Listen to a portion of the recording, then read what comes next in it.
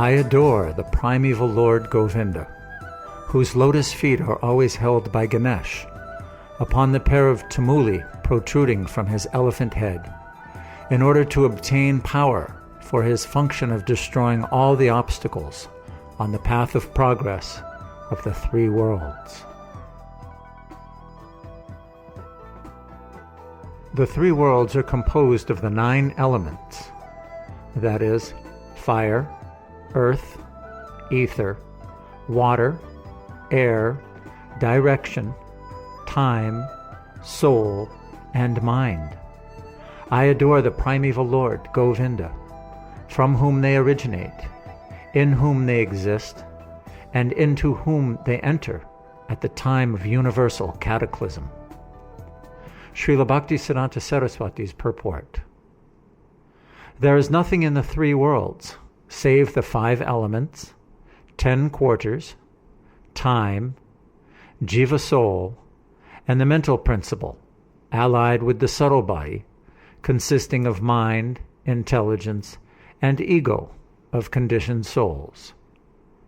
The elevationists, karmis, make their offerings in sacrifice to the fire. Conditioned souls know nothing beyond this perceptible world of 9 elements. The jiva is the self-same soul whose ecstatic delight the joyless liberationists, jnanis, aspire for. Both the principles that are respectively depicted as Atma and Prakriti by the system of Sankhya are included in the above. In other words, all the principles that have been enunciated by all the speculative philosophers are included in these 9 elements.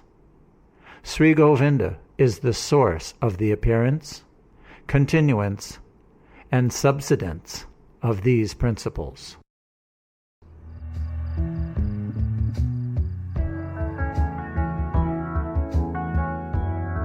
The sun, who is the king of all the planets, full of infinite effulgence, the image of the good soul, is as the eye of this world.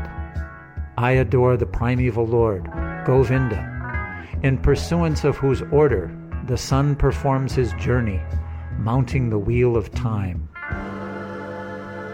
Srila Bhaktisiddhanta Saraswati's purport. Certain professors of Vedic religion worship the sun as Brahman. The sun is one of the hierarchy of the 5 gods. Some people target in heat the source of this world, and therefore designate the sun, the only location of heat, as the root cause of this world. Notwithstanding all that may be said to the contrary, the sun is, after all, only the presiding deity of a sphere of the sum total of all mundane heat, and is hence a god exercising delegated authority. The sun performs his specific function of service, certainly by the command of Govinda.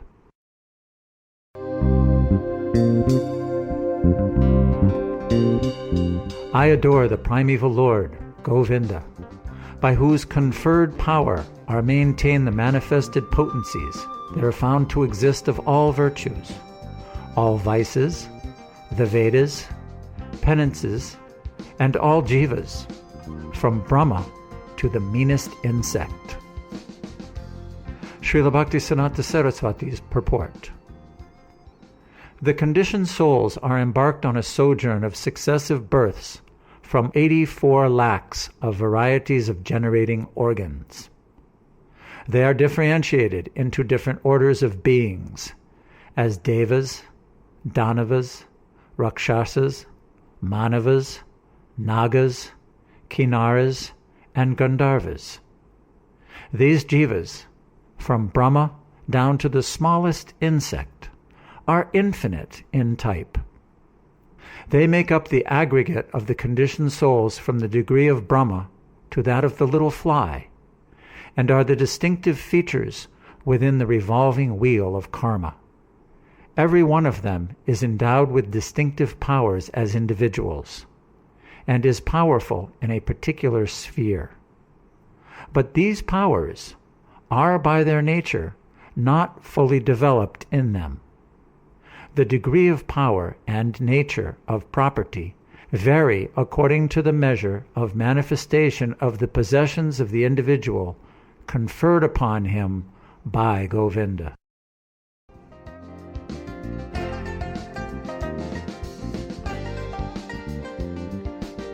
I adore the primeval Lord, Govinda, who burns up to their roots all fruitive activities of those who are imbued with devotion, and impartially ordains for each the due enjoyment of the fruits of one's activities of all those who walk in the path of work, in accordance with the chain of their previously performed works. No less in the case of the tiny insect that bears the name Indragopa than in that of Indra, the king of the Devas. Srila Bhaktisiddhanta Saraswati's purport. God impartially induces the fallen souls to act in the way that is consequent on the deeds of their previous births, and to enjoy the fruition of their labors. But, out of his great mercy to his devotees, he purges out, by the fire of ordeal, the root of all karma, that is, nescience and evil desires. Karma, though without beginning, is still perishable. The karma of those who work with the hope of enjoying the fruits of their labors becomes everlasting and endless, and is never destroyed. The function of sannyas is also a sort of karma, befitting an ashram, and is not pleasant to Krishna when it aims at liberation. In other words, desire for emancipation.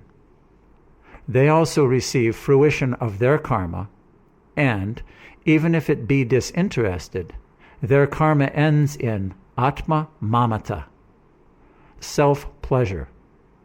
But those who are pure devotees always serve Krishna by gratifying his senses, forsaking all attempts of karma and gyan, and being freed from all desires, save that of serving Krishna.